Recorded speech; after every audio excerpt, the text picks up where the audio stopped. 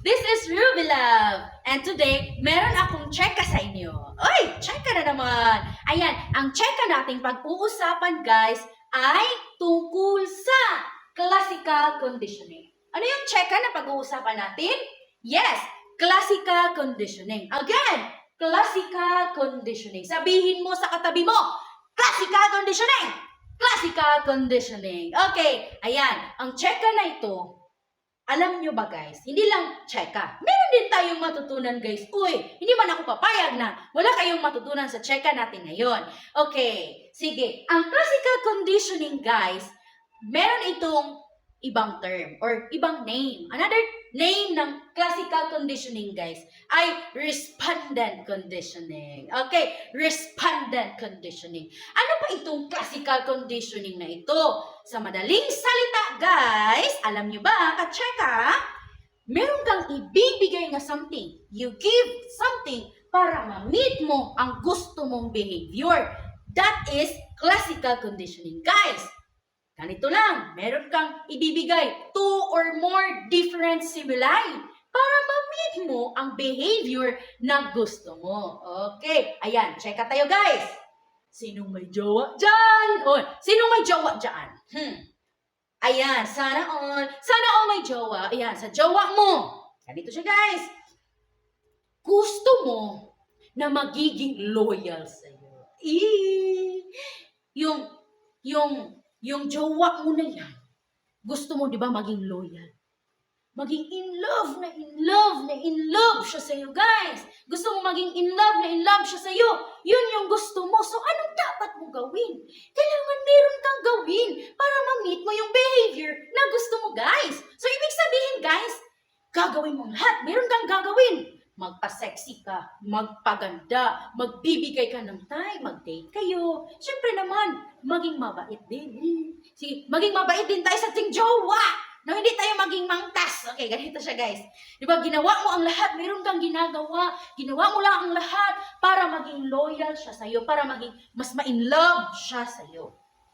So, ibig sabihin, yung mga ginawa mo na yan para sa boyfriend mo. So, okay, dahil meron kang ginawa, ma-meet mo yung behavior na gusto mo para sa jowa mo. O, di ba? Ito siya guys. Wala kang pakialam sa jowa mo, nagkulang ka.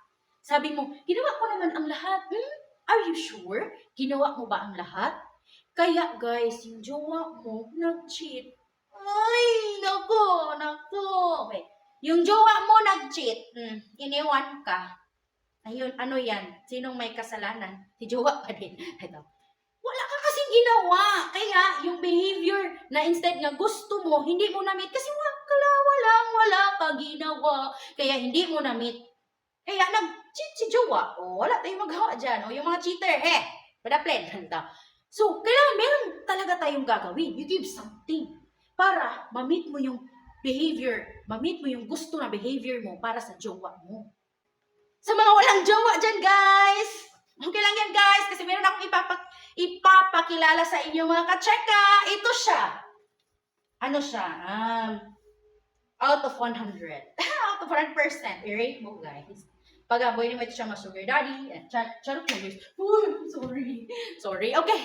Itong taong na ito, guys, baka nakita nyo na ito.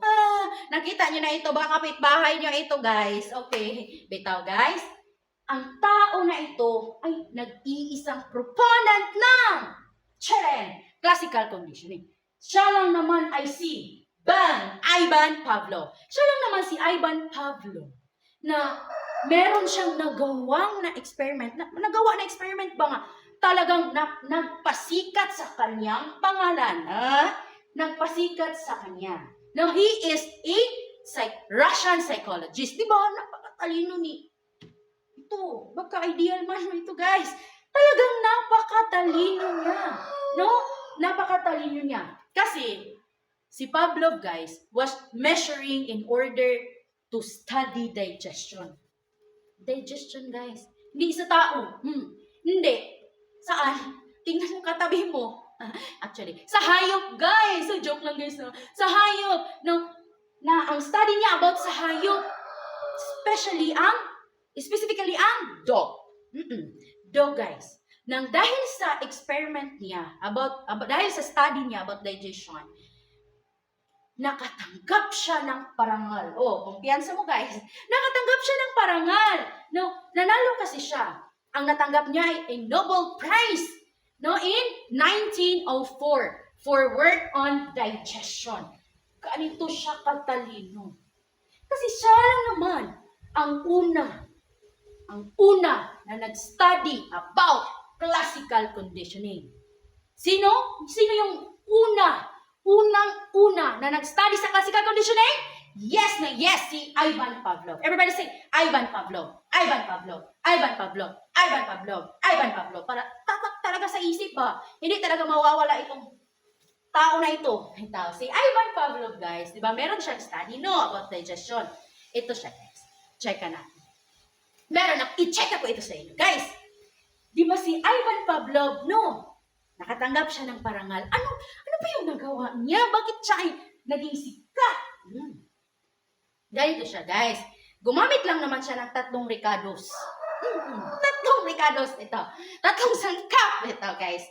Gumamit siya ng dog, pagkain, at bell. Bakit may bell? Nasakag si bell. Okay. Dog, pagkain, at bell. Di ba ang dog, guys, kapag makakita na ng pagkain, maglalawa yan. Oo, maglalawa yan kasi siguro sa isip ng dog, ang sarap kainin nito. Lalo na, lechong manok, lechong baboy. Kasusyan po sa dog, mga salin-salin na to, guys. No, mga salin-salin sa pagkain, guys ba? Makita yan ng dog, talagang maglalaway ang dog. Kasi sa isip siguro ng dog, ang sarap na yan. Ang sarap kainin. Gusto ko na talagang kainin. Talagang magpanikad yung dog. Magpanikad ang dog. So, kapag ibibigay yun ni Pavlov, kakainin talaga yun ni dog. Siguro, habang iniisip ni Pavlov, ganito talaga kapag dadalhin ko yung lalagyan ng pagkain ng dog, maglalaway talaga siya. Kasi yung lalagyan, guys, example, sa amin kasi guys, huwag niyong i-judge ha. Sa amin kasi guys, ang lalagyan ng pagkain ng mga aso namin, bagol, o hindi niyo kilala ang bagol assignment. Assignment, search niyo yan guys. Hindi ko naman Tagalog ng bagol. Yung sa coconut good guys, yung bagol na yan yung lalagyan ng pagkain ng dog namin. Hindi man kami mayaman guys, kaya bagol lang yung ma-afford namin. Habang, di ba sa akin, sa amin, nilalagyan namin ng pagkain yung bagol. O, bagol. Bagol, ha? Bagol lang. Kahit kukunin ko pa lang yung bagol, guys, maglalaway na yung dog. O, kahit kukunin ko lang yung bagol, guys, maglalaway na yung dog. O, di ba? Kang Pavlov, guys, di ba? Dala siya ng pagkain. O, kahit lalagyan lang ng pagkain, maglalaway na ang dog. No, maglalaway na ang dog. Naisip siguro ni Pavlov, ano kaya ang meron siyang naisip dahil talagang napakatalino na itong tao na ito. How about kung meron akong gagawin nga something para ma-meet ko rin ang gusto kong behavior sa dog na yan. Kahit walang pagkain, maglalaway yan. Kayang-kaya ko yan. Sabi niya, siguro sa isip ni Pavlov kasi napanaginipan ko man siya kahapon. Napanaginipan ko siya guys. Ito guys, joke lang yun. Okay, ganito. Gusto kong maglalaway pa rin yung dog na yan kahit walang pagkain. Di ba? Ano yung trabaho ng bell? Yon, bell. Ginamit ni Pavlov yung bell. Kling, kling, kling. Ay, parang telephone. Ano ang tunog ng bell? Kling, kling, kling, kling. Kling, kling, kling, kling. Sa isip ng dog, ano ba yan? Siguro kung magsasalita yung dog, ano ba yan ginawa mo? Ano ba yan? Hindi ko yan alam. Siyempre, hindi pa talaga ayan alam ng dog. So, si Pavlov, matalino naman ito si Pavlov. Bell na ito, nagdala siya ng pagkain. Yung pagkain, tapos partner ng bell, maglalaway ang dog kasi mayroong pagkain, hindi dahil sa bell. Hindi dahil sa bell. Pero habang tumatagal, pagkain bell, habang tumatagal, maglalaway na ang dog kahit wala ng pagkain. O, di ba? Check na meet ni Pavlov ang gusto niyang behavior sa dog. Habang tumatagal, bell na lang, wala ng pagkain, maglalaway na ang dog. So, check kayo si Pavlov, nakuha niya yung behavior. So, nang dahil sa study na yan, sumikat si Pavlov. Kaya merong classical conditioning. Classical conditioning. Di ba siya lang naman yung una nag-study about classical conditioning. Nang dahil sa kanyang study na yan, meron na din tayong kailangan natin, dapat lang natin na alamin kung sino ba ito si Pavlov na ito. Di ba? Aside pa guys, meron pa tayong cheka. Dahil dito, meron pa tayong cheka. Don't worry guys, meron pa tayong cheka guys.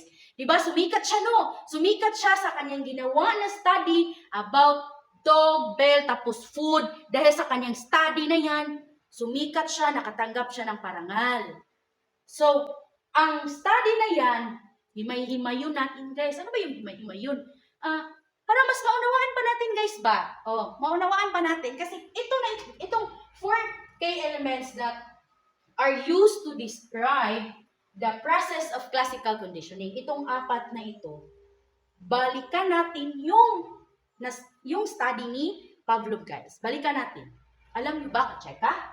Itong si unconditioned stimulus at si unconditioned response, mag-boyfriend ito guys. Hindi nyo alam. Mag-boyfriend ito. Itong dalawa na ito, mag-boyfriend. Magkasintahan din itong dalawa. Si conditioned stimulus at si conditioned response. Bakit? O diba? Social. Kay si Pavlov, no? Pati sa study niya, may partner. Ikaw dyan, may partner ba? Okay lang yan, guys. Okay lang yan, guys. Okay, diba? Dito tayo. Diba si Pavlov, guys, gumamit siya ng, food at saka bell at saka dog. Food. Ang food na yan, guys, diba nag-produce man na siya og involuntary response sa dog kasi maglalawa yung dog. So, nang dahil sa food, ang halimbawa ng unconditioned stimulus ay food. Yung food na yun, yung food na ginamit mismo ni Ivan Pavlov. Diba? Kapag makita ng dog yung food, diba maglalaway yung dog? Yung paglalaway ng dog, diba involuntary yun, reflexive yun. So, yan ay halimbawa ng, ito guys, unconditioned response. Yung paglalaway ng dog, sa pagkakita niya sa pagkain, naglalaway siya. Yan yung, excuse me po. Yan yung unconditioned response. O diba? Ito food. Ito paglalaway ng dog. Another. Sinong mahilig sa mangga dyan? Ayan. Kaway, mga people. Kagaya ko, mahilig din sa mangga. Mahilig din ako sa mangga. Diba? Marinig lang natin yung mangga. Kahit marinig lang natin yung mangga. Nung makakita tayo ng mangga na merong bagoong, napakaanghang na, merong asin, may maanghang na suka, napakabangong suka.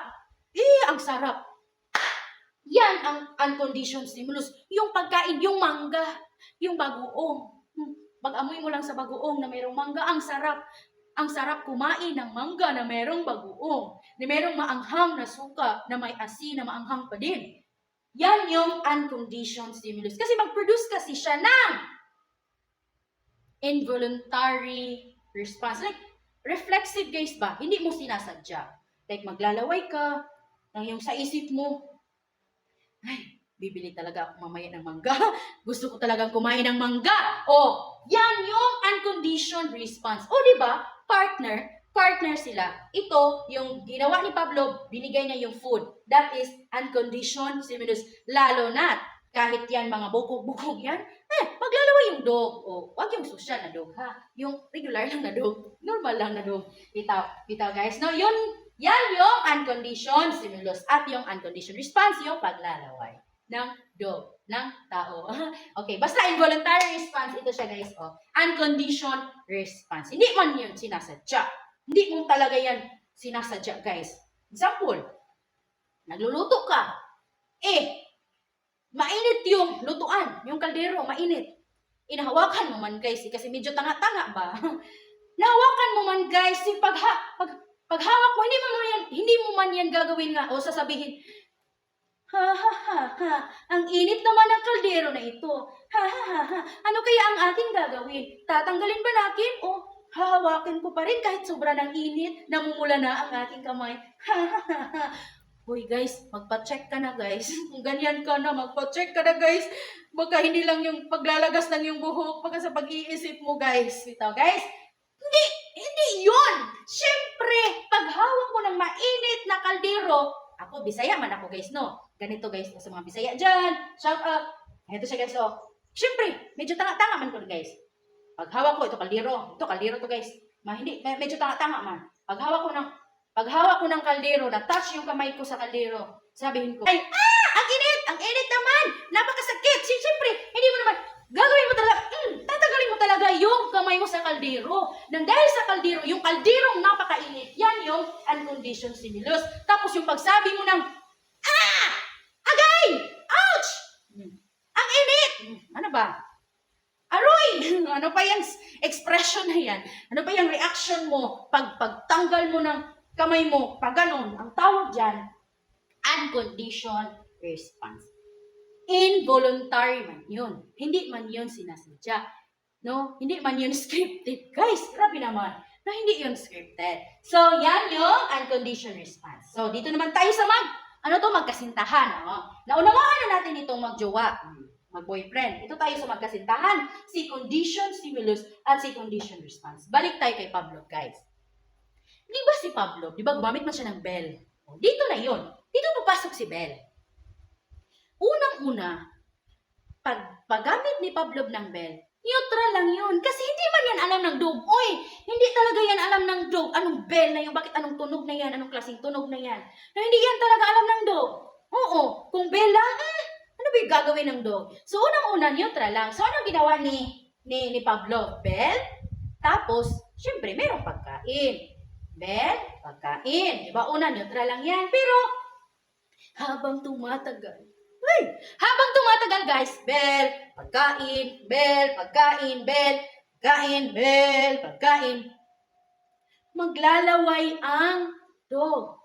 So, bell na lang, maglalaway ang dog. Kapag bell na lang, maglalaway ang dog, yan yung response niya. Dito, guys, bell, pagkain, bell, pagkain. Bell na lang. Diba? Nang dahil sa bell, kahit hindi na niya makita yung pagkain yun. Na-condition na siya, guys ba? Condition stimulus. Nang dahil sa condition stimulus na ito, meron pa rin siyang condition response. Maglalaway pa rin ang dog kahit hindi naman niya nakita yung pagkain. Kahit bell na lang, maglalaway pa rin ang dog. Excited yung dog ba? Maglalaway siya kahit pagtingog ng bell. Kling, kling, kling, kling, kling, kling. Maglalaway na siya. Nang dahil sa bell, wala ng pagkain. Yun yung condition stimulus. Na-condition na siya, guys ba? Hindi kagaya nito. Pagkain lang. Dito, una, bell, ano man yan? Hindi ko man yan alam. Uy, hindi man yan alam ng dog. So, parisan niya ng pagkain. So, kahit bell na lang, yung bell, nang dahil yun yung stimulus. Ang stimulus, tapos ang response ng dog, yung paglalaway kahit hindi na niya makita ang ano ba? Yes, kahit hindi niya makita ang pagkain. So, ibig sabihin, ang magjowa na ito ay magkasintahan na ito. Sila ay para sa isa't isa. Another example, guys. Sinong mahilig dito ng malunggay pandesal, or kundili, cheese desal, init! Diba? Cheese desal, init! Malunggay pandesal! Malunggay pandesal! Ganun ba? Maisip ko na talaga. Ang sarap magkape. Kahit hindi ko nakita yung malunggay pandesal. Kahit hindi ko na nakita yung yung pandesal mismo, marinig ko lang si malunggay pandesal. Ayan, ang sarap na talaga magkape. Maglalaway na ako, gusto ko na magkape. Yan yung condition response. Pero dahil sa malunggay pandesal na yun, siya yung condition stimulus. Dati, yung hindi ko pa alam, ano yung lasa ng malunggay pandesal? Hindi ko man yun. Malunggay pandesal, malunggay. Tapos, ihalog sa pandesal, ano yung lasa na yun? Yun, dati yun. Pero habang tumatagal, pagkabili ko, habang tumatagal akong kumakain, kahit pagsabi pa lang na malunggay pandesal, di ba? Yun yung condition stimulus, no? Pagsabi, malunggay pandesal, anong response ko? Condition response ko. Huwag niyong sabihin, mag-iiyak ako. Hindi! Maglalaway ako. Sarang nasa isip ko, magkakape na ako. Kasi itustuslo. Ha? Isasawsaw ko kasi yung pandesal, guys. Sa kape ba? Sa kape, guys. So, yun yung condition stimulus tapos condition response. Diba? Ang galing. Ang galing-galing nito. Oops! Huwag kang matulog. Huwag kang kukurap dyan. Baka, no? Makatulog ka dyan. Kasama mo na ito na baka kunin ka ni Ivan Pablo. Huwag kang papayag na. Sige ka dyan. Sige guys. Ayan. Na ayun, meron kayo natutunan dito sa ating checka. Ito guys, meron pa akong checka. Checka! Ayan, meron akong checka guys. Ito, kay process and classical conditioning. Merong mga process din sa classical conditioning. Kay Pablo pa rin guys.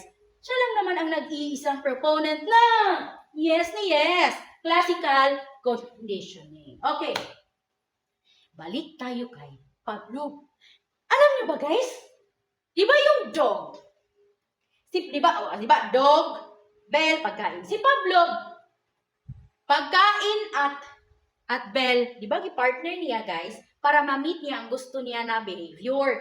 Si dog, baligi associate guys ba ang bell tapos pagkain. No? Ang bell tapos pagkain. Yan ay, acquisition. Sa madaling salita, di ba, acquisition. Everybody say, acquisition. Acquisition. Learn to associate two events. Di ba, sa may jowa dyan. Di ba sikat yung kanta na palagi, palagi, babalik pa rin sa yakap mo. Ay, nako. Basta, palagi, ikaw ragi hapon. Ano ba? Palagi, babalik pa rin sa yakap mo. Na. Di man kayo fan yung guys, yung palagi guys. Pero yun sa ngayon, marami kasing mga di ba sa magjowa, yun isa sa favorite nila na song ay palagi. Kasi kapag marinig mo ang music na yan, yung palagi na yan, maiisip mo ang jowa mo. Ay, nako! Yung jowa mo na nagpakilig sa iyo. Habang ikaw ay nagwawalis, di ba may jowa ka no? Nagpa-music ka sa favorite music mo, yung palagi. Palagi. Ganito. Di ba nagpa-music ka? Habang nagwawalis ka, iniisip mo yung jowa mo. Iniisip ka, nagwawalis ka ha, kinilig ka ng kinilig, ngumiti ka, ano ba yan? Nagwawalis ka lang ha, pero ngumiti ka. Kasi naisip mo kasi yung jowa mo, yung kanta na palagi, inassociate mo sa boyfriend mo. Diba? Yan, boyfriend o kanta, pareha ba yan? Hindi. Pero, i-associate lagi niyo mo, guys. In-associate mo yung two events, yung boyfriend mo at yung palagi, OMG. Yung palagi, ang tawag dyan, guys, ay acquisition. Acquisition. Ngayon, nag-away kayo, yun. Nag-break. Uy, ang sakit. Bago lang ikagigilig-gilig, nag-break na agad. Ayan, example lang man yun, guys. Nag-break kasi kayo, guys. So, para maka-move on ka, syempre naman, hindi mo palagi maririnig yung awit na palagi. Ganon siya guys ba? Para maka-move on ka. Like, dahan-dahan ka nga maka-move on. Kailangan hindi mo marinig palagi yung kanta na yan. Di ba balik tayo kay Pablo. Di ba si Pablo, yung dog, habang tumatagal, bell na lang. Kahit bell na lang, maglalaway pa rin yung dog. Habang tumatagal, dahan-dahan siya, maka-move on ba? Sa boyfriend mo, guys, habang tumatagal, no? Di ba, nag-away kayo, guys, hindi mo na maiisip yung boyfriend mo. Kasi naka-move on ka naman, kasi hindi mo naman naririnig yung palagi na music na yun. Basta, wag lang. Kailangan hindi mo na talaga marinig yung music na yan para maka-move on ka. Kasi kung nag-break na kayo tapos palagi mo pang maririnig yung music na yan, masasaktan ka mga kacheka. Masasaktan ka. Ano ba yan? Mahirap mag-move on. 1 year. Hindi ka naka-move on. So, anong gagawin mo? Huwag mo na yung pakinggan para makamove on ka, ang tawag dyan guys ay, taran, extension. Anong tawag dyan guys? Kapag ikaw ay naka-move on na sa jowa mo, dahan-dahan mo nang hindi siya naisip, hindi, dahan-dahan mo na siyang mawala sa isip mo at sa damdamin mo. Tawag dyan ay extension. Extension. Di ba? Yes, shake mo yung dalawa, yung boyfriend at palagi, accusation. Pero hindi mo naman, dahil nag-away kayo, hindi mo na kailangan marinig yung palagi kasi masaktan ka. So, dahan-dahan ka makamove on kasi hindi mo na narinig yung palagi na music na yun. Ang tawag dyan ay extension. Extension. Alam mo ba guys? Ito, cheka. Kinabukasan, ang mama mo, sabi ng mama mo, na, mamalengke ka doon, bumili ka ng ganito, ganyan. Okay, ma. Mabait lang tayo, guys. Okay, ma. Punta ka na. Pumunta ka na sa palengke. Habang ikaw naghahanap ng mga gulay, hanap ka ng gulay, meron kang dala na bag. Lalagyan ba ng gulay mo, guys ba? Huy, guys. Habang pumipili ka ng gulay, narinig yung may-ari ng palengke, guys, yung tindahan na yun, yung music niya ay palagi narinig mo man yun. Agoy ka. No, reappearance of condition response. Narinig mo ba? Nabalik yun.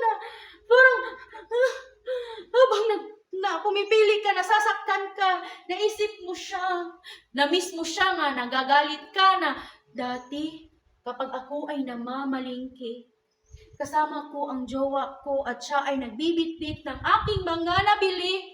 Tinutulungan niya ako sa aking mga, nabili. Tinutulungan niya ako sa mga dadalhin, guys ba? Pero nga, break naman kayo. Diba, extension? Kamubun ka na. Parang ginawa mo ng relapse, guys. Oo. Di ba bumalik yung music na yun? Nasaktan ka, na medyo kinilig ka, na hindi mo malaman. Bumalik kasi yung condition stimulus na yung music na yun ba na palagi bumalik siya, narinig mo siya, kaya ginawa mong relapse yung pagpamalingki mo whole day. Na hindi man pwede, no? Kasasabihin mo sa may-ari ng tindahan, wag mo yang ipa-music, wag mo yang ipatugtog kasi masasaktan ako, wag yan, dapat yung jolly, dapat yung rock and roll, dapat yun. Hindi man pwede ganun, guys. Hoy, ikaw may-ari, hindi man, maano ka dyan? Na wag mong subukan, masisira ang buhay. Wag na wag. Sabihin mo sa katabi mo, wag mong subukan. Tapos, ganun, kanang, giti ka siya guys, giti ka siya dito, wag mong subukan para makamata siya guys. Kaya nga no, baka natutulog na yung katabi mo, tapos napanaginipan niya si Ivan Pavlov. Ano ba yan? O kundi, kukunin siya na Ivan Pavlov na to. Ito guys, no, yan. Ang tawag doon, balik tayo, di ba ginawa mo, relapse. Relapse yung pagpamalingki mo kasi nabalik. Narinig mo na ulit yung music na yun. Instead na, naka-move on ka na. Pero kaya dahil narinig mo na, ginawa mo ng relapse yung pagpamalingki mo. Ang tawag dyan ay spontaneous recovery. Recovery guys ba? Spontaneous recovery ang tawag dyan guys. Ang tawag doon. Kasi dapat naka-move on na ka dito. Narinig mo man ulit sa pagpamalingki mo. Dito guys, spontaneous recovery. Diba? Ang sakit-sakit. Ang sakit-sakit. Ang sakit-sakit. Ayan. Meron pa akong cheka guys. Ito guys. Talagang cheka na ito. Walang katapusang cheka. Ito. Ang friend ko guys, Katricia yung pangalan niya, Katricia. Tapos ang nickname niya ay Kat. Kaming dalawa, nagkanda kami ng intervention sa research namin. Action research guys ba? Tapos, nagtitipid man kami guys. Nagtitipid kami. Tapos, sa aming pagtitipid guys, hindi kami sumakay ng tricycle, no? Nagbaktas mi guys. Naglalakad na kami guys. Sa aming paglalakad guys, alam nyo ba guys? May gate kasi tapos, di bahay tapos gate, open yung gate. Pagdaan namin doon, may malaking iro. May malaking dog guys ba? May malaking aso. Sobrang laki. Brown ang kulay na may kunting-kuntik sa likod guys ba? Hoy guys, alam nyo ba? Alam nyo ba guys, akala ko talaga mamamatay na ako. Alam nyo ba kung anong ginawa ko? Ganito guys, oh. Kasi ginawa man akong shield sa friend ko guys. Nandito siya sa likod ko. Dito. Ginawa niya akong shield. So ganito yung forma ko guys. Ang ginawa ko, naghinulsul ko guys. Lord, patawarin mo talaga ako sa mga kasalanan ko. Kasi akala ko mamamatay na talaga ako. Kasi sobrang takot. Parang natruma talaga ako guys. Yung mga tiil ko kahit ingron, nikurog. Sa kahadlok na ko guys. Kumalo mo guys, kahigog ko guys. Sa kahadlok niya. Alam niyo ba guys, anong sinabi ko? Bisaya man ako, ganito. Tabang! Tatlong sabi ko. Tabang! Ka-seconds guys, dumating yung may-ari. Kaya yun, hindi kami kinain. Pero talagang napakalaki yung baba guys. Ay, kinain man ata itong mga ilo guys. Gusto, kuyo ko, hadlo kayo. Same pag sila guys. Brown na may kunting-kuntik sa likod. Nakakatakot. Sobrang laki. Kaya, kapag nakakita talaga ako ng mga malalaking aso, huy guys, matatakot talaga ako guys. Hindi talaga, dyan, malayo, may aso dyan. Example, dyan, mayroong aso. Hindi na ako tutuloy dyan. Dito na ako dadaan. Example, dyan, may aso. Hindi talaga ako dyan. Hindi talaga dyan ako, dadaan. Dito ako dadaan kasi matatakot talaga ako guys. Lahat ng malalaking aso, matatakot ako. Kasi maisip ko yung ginawa ng aso. Yung pagdaan namin ba, matatakot ako guys na maglakad. Na ako lang isa, matakot talaga ako. So, sa lahat ng mga aso, dahil matakot ako, ang tawag dyan, lahat ha, kahit ma-black, ma-white, kahit anong kulay pa yan, ang tawag dyan ay stimulus generalization. Oo, lahat ng mga malalaking aso, matatakot talaga ako guys, ang tawag dyan ay stimulus generalization. Sa akin, yung dog talaga na akala ko hindi na ako.